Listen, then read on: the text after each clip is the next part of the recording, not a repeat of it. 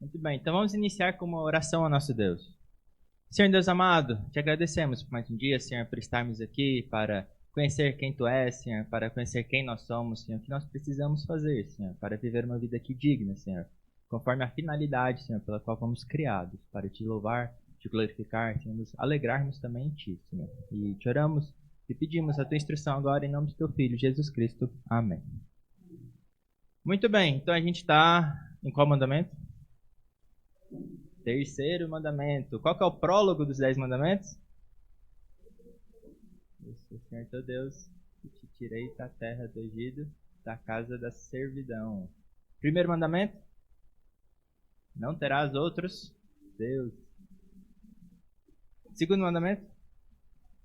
Não para ti imagem de escultura. Terceiro mandamento? Não tomarás o nome do Senhor teu Deus em vão. Quarto mandamento? Lembra-te do dia de sábado para santificar. Quinto mandamento? Honra teu pai e tua mãe. Sexto mandamento? Sétimo mandamento? Não adulterarás. Oitavo mandamento? Não furtarás. Nono mandamento? Não dirás falso testemunho. Décimo mandamento? Não cobiçarás. Muito bem, então a gente está no terceiro mandamento. O que a gente viu domingo passado?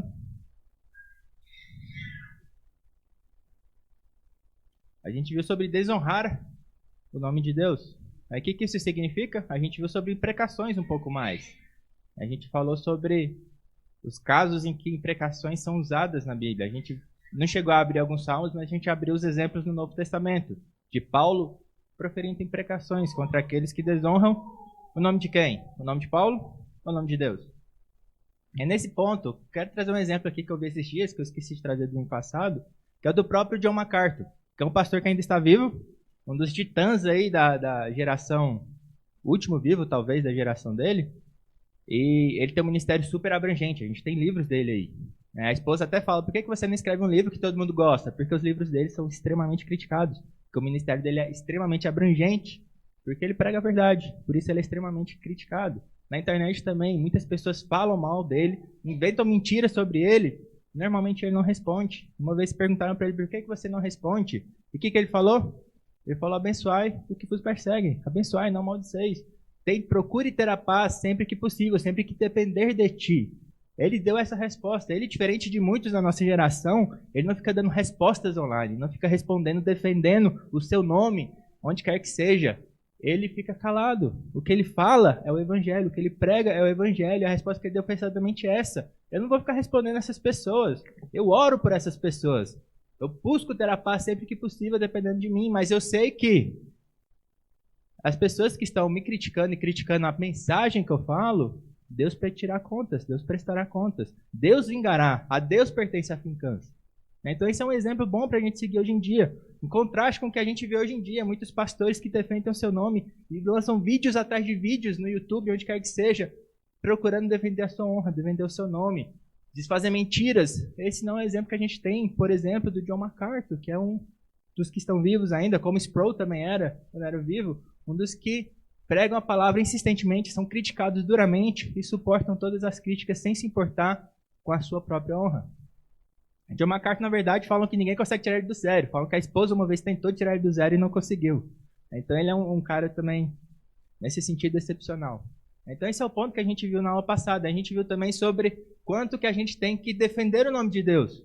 Quando as pessoas estão desprezando o nome de Deus, não somente cristãos, mas também ímpios, quando é que a gente deve defender o nome de Deus e falar, pronunciar, agir, manifestar contra a blasfêmia que estão fazendo?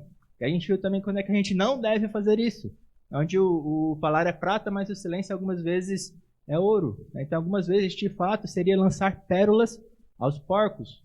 Então a gente não sai em busca da defesa do nome de Deus quando isso não vai trazer benefício nenhum, muito pelo contrário, os porcos vão se virar contra nós e vão nos dilacerar. Certo? Então hoje a gente vai, provavelmente, terminar o terceiro mandamento e começar o quarto mandamento. Então o que faltou do terceiro mandamento é a questão de lançar sortes, que é um ponto talvez interessante a gente pensar, que hoje em dia talvez ninguém pensa muito nisso, Mas antigamente, lançar sortes era visto como oração. É uma oração onde a resposta provém de Deus. Lançar sorte, qualquer tipo de sorte, lançar um dado, era visto como oração. Muitas vezes a sorte era de fato usada em contextos sagrados. Como, por exemplo, a escolha do 12º, do que substituiu Judas Iscariotes, do apóstolo que substituiu Judas Iscariotes. Como é que foi aquela escolha? Pegaram 2 homens, que eram Matias e Barsabás. José de Arimateia, né, que era conhecido... Não, como que era? Barsabás. E lançaram sortes, oraram primeiramente, todo um contexto sagrado, oraram a Deus, pedindo a direção e lançaram sortes para ver quem que seria o substituto de Judas Iscariotes, porque Jesus Cristo tinha escolhido 12. Então esse lançar sortes era num contexto sagrado. Com isso, usar dados, por exemplo, em jogos, era tomar o nome de Deus em vão, usar isso com leviandade. É como se você estivesse usando orações em contextos sérios, solenes, para jogos de diversão. Então, antigamente, há não tanto tempo atrás assim, mas antigamente, talvez não na nossa geração, talvez não na geração dos nossos pais, mas na geração anterior, com certeza, eles não lançavam, eles tinham essa preocupação de não ter jogos que tinham o elemento da sorte, porque isso era visto como uma oração. A questão é, será que é? Será que a gente pode jogar, ter jogos de tabuleiro onde tem o elemento da surpresa, o elemento da sorte, o elemento de dado? Então, dado, sorte, era visto como, primeiramente, a providência imediata de Deus. Imediata no sentido que ela não era mediada, não era por nenhum meio. Era Deus diretamente dando a resposta daquele dado, colocando qual que seria a face do dado que estaria para cima. Então isso era visto como algo sagrado. Diferente de você lançar, como o autor fala, lançar uma pedra na janela, você sabe exatamente o que vai acontecer. Mas quando você lança um dado, você não sabe o que está por trás ali, qual que seria a face que, a princípio, por eles, Deus colocaria para cima. Então isso era visto como algo sagrado. Mas nós sabemos que quando a gente fala de chance, quando a gente fala qual que é a chance de dar face 1 do dado dar para cima, a gente não está falando que isso foge das causas naturais. A gente está falando que a gente não sabe todas as variáveis envolvidas. Quando a gente fala de chance, a gente fala que nós somos ignorantes a respeito de todas as variáveis que estão envolvidas quando a gente lança o dado. Se a gente soubesse exatamente a força que a gente ia lançar o dado, quanto que a gente ia soltar, a altura, a material, a dureza, a elasticidade, se a gente soubesse tudo isso, a gente poderia falar com certeza qual seria a face do dado que estaria para cima. Mas a gente não sabe, então a gente estima usando probabilidade. Então, chance nada mais é do que a nossa ignorância, quando a gente não sabe todas as variáveis. Isso não quer dizer que são coisas não naturais. Se a gente usar todas as equações que a gente conhece hoje de Newton ou de Einstein, que é mais precisa ainda, a gente saberia dizer exatamente qual a face do dado estaria para cima. Então, esse argumento não é válido, porque não é diferente de qualquer outra coisa que acontece no mundo, que é regida também pela providência de Deus. Afinal, o que é a providência de Deus? O que é providência?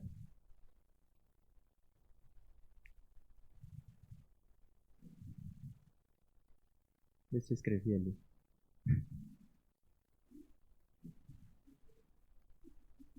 Tá meio escrito ali, né? Então, a gente sabe muito bem o que é milagre. O que é um milagre? Também não, né? O milagre, na verdade, a definição hoje em dia está bem esparsa. Aí. Tem uma definição bem frouxa e definições bem estritas. Geralmente, quando teólogos falam de milagre, tem uma definição bem estrita, que é quando isso foge das relações naturais da natureza, do que é esperado da natureza, do que a gente observa da natureza. Quando isso foge do que é esperado da natureza. Onde, por exemplo, é esperado que uma pedra caia, ela não cai. Isso seria algo que foge do normal. Quando alguém anda sobre as águas, o esperado é que essa pessoa afunde. Se ela não afunde, isso a gente pode falar com certeza. Se ela não afunda, a gente pode afirmar com certeza que é um milagre. Agora, a providência de Deus é a forma pela qual Deus governa todas as coisas no dia a dia. A providência nada mais é do que a constância de Deus. A gente tem as leis fixas aí, que elas não são leis à parte de Deus. Não são leis que estão fora de Deus. Essas leis simplesmente refletem a constância de Deus, de como Ele governa todas as coisas. Se Deus pensasse diferente, se Deus fosse diferente a algum certo ponto, aquela lei não existiria. Não é algo que está à parte de Deus. A lei depende da existência do ser de Deus. Então a providência nada mais é a forma ordinária pela qual Deus governa todas as coisas, inclusive os dados, inclusive as pedras que você lança. contra a janela, ela vai quebrar porque Deus é constante, porque Deus é imutável, porque Deus fez daquela maneira. Porque Deus é assim, Ele criou o mundo dessa forma, Ele sustém o mundo dessa forma. Isso é a providência de Deus. É algo, como dizem, mais maravilhoso do que milagre. Porque se você pensar bem, Deus governa todas as coisas de forma ordinária, sem quebrar as leis que Ele estabeleceu, segundo o seu propósito. Todas as coisas acontecem segundo o seu propósito. Isso é muito mais fantástico do que um milagre, porque como é que Deus foi realmente crucificado na plenitude dos tempos de acordo com o santo conselho do nosso Deus? Pela providência de Deus. Ele fez com que todas as coisas convergissem para Cristo, para aquele momento ele ser crucificado, sem quebrar as leis naturais. Então, providência normalmente é visto como algo extraordinário, apesar de ser ordinário para a gente, é algo extraordinário, como Deus governa todas as coisas e faz com que a sua vontade seja feita através de todas as leis e eventos naturais. Certo? Então, o dado não é uma providência imediata, é uma providência mediada, é uma providência normal, a forma normal como Deus governa todas as coisas. Então, esse argumento não é válido. É não somente sortes, mas cada plano é governado por Deus. A gente tem um provérbio que fala que o coração do homem pode fazer planos, mas a resposta certa vem do Senhor. Então, não somente as orações que a resposta certa vem do Senhor, mas todos os seus planos, todas as coisas que você faz, a resposta certa vem do Senhor. Que é Provérbios 16:33. Alguém abre lá e lê para a gente, por favor? Que é um versículo que pesava bastante para eles naquela época, em relação a lançar sortes, se era possível, se era permitido lançar sortes ou não, e por que eles entendiam isso como uma oração. Isso está em Provérbios 16:33.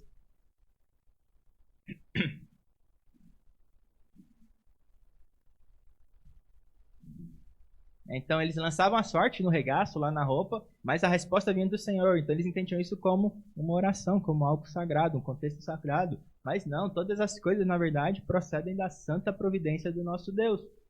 Então essa ideia de que lançar sorte é uma oração, nós negamos hoje em dia. Nós negamos porque não condiz com o que nós entendemos da realidade da palavra de Deus. Então sortes, como nossos pensamentos e planos, não são atos sagrados exclusivos de um culto a Deus, mas faz parte do dia a dia da nossa vida. A providência de Deus faz parte do dia a dia da nossa vida. Então, esse argumento de não poder usar dados, nós não concordamos. A gente pode usar o elemento surpresa para diversão, fora do contexto de culto. A gente pode se divertir com jogos de tabuleiro que tenham dados e embaralhar cartas e coisas que fazem parte de jogo para ter o elemento sorte como diversão, porque isso não vai em nada profanar o nome de Deus. Mas isso era uma preocupação que se tinha. É para vocês terem uma ideia como as pessoas pensavam e se preocupavam com a santidade, com a glória do nome de Deus. Em contraste com hoje em dia, onde ninguém pensa na glória do nome de Deus, onde ninguém se importa com, de fato, o nome do nosso Deus. E um último ponto ainda sobre sorte, que é interessante a gente mencionar aqui, mas a gente não vai tratar de forma exaustiva agora, que apesar de sorte não ser uma forma de oração, ela pode ser usada para transgredir mandamentos do nosso Deus. A gente pode usar sorte de forma errada. É transgressão dos mandamentos de Deus. Por exemplo, o uso errado do risco. É quando a gente usa de forma errada o risco, como, por exemplo, jogo de azar, por ganância e cobiça, a gente está fazendo o quê? A gente está transgredindo a lei do nosso Deus. Isso será discutido não neste mandamento, mas em qual mandamento? No 10º mandamento. Não cobiçarás. Quando a gente fala de ganância, a gente está falando de não cobiçar.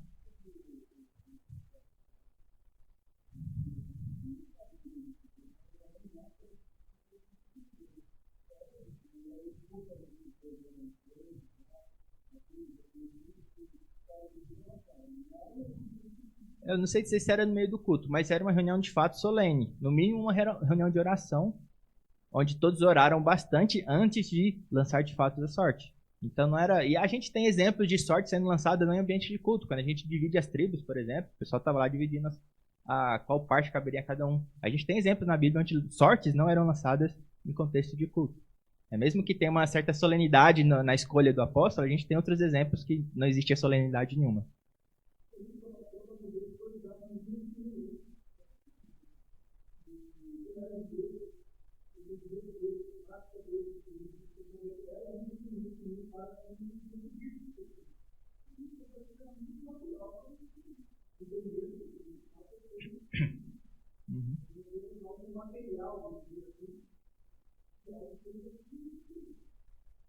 Nesse contexto ainda vale a pena lembrar que nós somos chamados a tomar decisões responsáveis.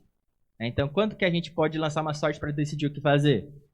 Quando a gente exauriu todas as possibilidades, quando a gente analisou todas as possibilidades, não tem nenhum peso diferente, moral, qualquer que seja, entre uma escolha e outra. Então, se você quiser lançar uma sorte, o que eu vou fazer hoje? Vou comer isso ou vou comer aquilo? Você pode lançar sorte, não tem problema nenhum. Essa é uma decisão que não impacta. Agora, certas decisões, como por exemplo, eu vou aceitar esse emprego, eu vou, como a gente falou antes, eu vou virar sócio dessa pessoa que é pagã? Será que meu negócio vai ser feito de forma legítima, sem nenhum roubo, sem nada errado? Essas decisões não são desviadas para a sorte. Nós somos chamados a conhecer a palavra de Deus para tomar decisões sábias. Então a gente tem uso errado de sorte também nesse sentido, e como nesse aí está falando também sobre ganância. Que risco? A gente pode tomar risco? Pode. Como é que a gente aceita o emprego sem tomar risco? Primeiro que a gente vai ter que largar o emprego. Se a gente não está desempregado, a gente vai ter que largar o emprego, algo que está, de certa maneira, garantindo nossa mão para tomar um risco. Quando a gente investe no mercado financeiro, a gente está falando de risco. Ou qualquer tipo de mercado, na renda fixa também, a gente está falando de risco. Então, tomar risco não é errado, muito pelo contrário. Toda vez que você abre uma empresa, você está tomando risco. E é bom que você tome risco. É necessário. Na verdade, eu vi uma palestra, uma conversa esses dias entre Douglas Wilson e um economista falando sobre como é importante que os cristãos hoje em dia tomem risco, especialmente os jovens, e abram empresas e prosperem, porque isso também vai ser benéfico para o reino de Deus. A riqueza também não é algo ruim, isso pode ser utilizado também para o benefício do reino de Deus. E como hoje em dia muitas pessoas, muitos cristãos especialmente, são aversas a risco, porque, sei lá por quê. Então tem esse ponto também. Então risco nós podemos tomar. Agora tem riscos que nós não devemos tomar. Ficar lançando, indo no cassino, tentando ganhar milhões e milhões, mas na verdade a gente sabe que a probabilidade disso acontecer é extremamente pequena. Você vai dar milhões e milhões para outras pessoas. Então isso é uma forma... Primeiro, o motivo é ganância. Vai contra o mandamento. Fora a estutícia disso tudo, né? Certo? Então, sobre sortes, até aí tudo bem? A gente vai voltar lá no 10º mandamento. Sobre ganância e azar. Certo? Beleza, então isso finaliza o 3º mandamento. Vocês têm alguma pergunta, alguma questão? Ou quem leu o livro que queira falar agora?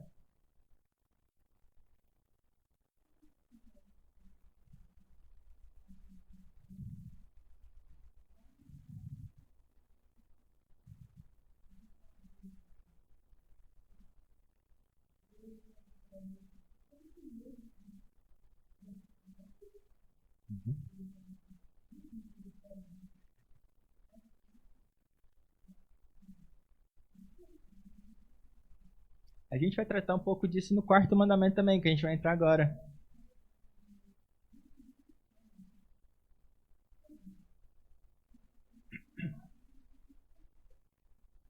Então, risco a gente tem que tomar de forma consciente. Né? A gente tem fé que Deus vai prover, vai cuidar dos seus filhos. Agora é diferente a gente falar que vai lançar, vai comprar um bilhetinho lá da Mega Sena e falar, eu tenho fé que vai ganhar. Não é esse tipo de fé que a Bíblia manda ter.